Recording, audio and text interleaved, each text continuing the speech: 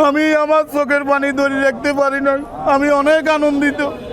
আমার বুক করছে যে ম্যাডাম আবার নির্বাচন করবে। আজকে যখন আমাদের দলের মহাসচিব মির্জা ফখরুল ইসলাম আলমগীর যখন আমাদের দেশনেত্রী বেগম খালেদা জিয়া ফেনী এক ওনার নির্বাচনী এলাকার জন্মস্থান, ওনার নামটা যখন বলছে, আমি আমার চোখের পানি ধরে রাখতে পারি না।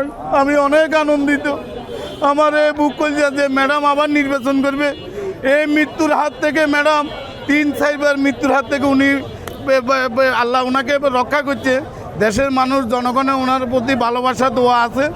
এই ম্যাডাম আজকে যখন মহাসচিব যখন ওনার নাম বলছে ফেনী এক দেশনেত্রী বেগম খালেদা জিয়া, তখন আমি অন্যরকম হয়ে গেছি।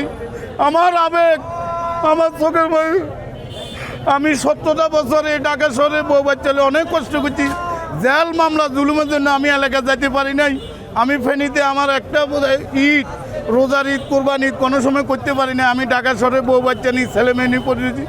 আজকে যখন 17 বছর পরে ফেঁসেছে পরে যখন আজকে যখন ম্যাডামের নামটা ঘোষণা আছে, আগামীতে ফেব্রুয়ারিতে ইনশাল্লাহ জাতীয় নির্বাচন হবে, বিএনপিকে জয়যুক্ত করবে। আমরা সবাই তারেক রহমানের এই ঐক্যবদ্ধ আছি। ইনশাল্লাহ দেশনেত্রী বেগম খালেদা জিয়া আমাদের নেত্রী, উনি আপসীর নেত্রী, আমাদের মা। আমরা ইনশাল্লাহ উনি দেশ আবার রাষ্ট্র পরিচালনা করবে এই আশাবাদ ব্যক্ত করি। আমরা দোয়া করি আল্লাহ ওনাকে ন্যাক হায়াত দান করুক। যখন আমি শুনছি দেশনেত্রী ফেনী এক আসন থেকে নির্বাচনের মনোনয়ন পেয়েছে, ওনার থেকে আমরা অনুপ্রেরণার শক্তি পেয়েছি। 17 বছর উনি অসুস্থ অবস্থায় উনি কারা বরণ করেছে বহুবার। ওনাকে এভাবে অসুস্থ অবস্থায় উনি যেভাবে আন্দোলন সংগ্রামের ওনাকে আমরা অনুপ্রেরণা পেয়েছি, বিশেষ করে তৃণমূল। আলহামদুলিল্লাহ এই 200 আসনে আমাদের তারেক রহমান যেভাবে উনি লন্ডনে বসে এই মনোনয়ন বোর্ডকে পরিচালনা করে যোগ্য ব্যক্তিদেরকে মনোনয়ন দিয়েছেন, আলহামদুলিল্লাহ সারা বাংলাদেশে ধানের শীষের গণজোয়ার উঠবে।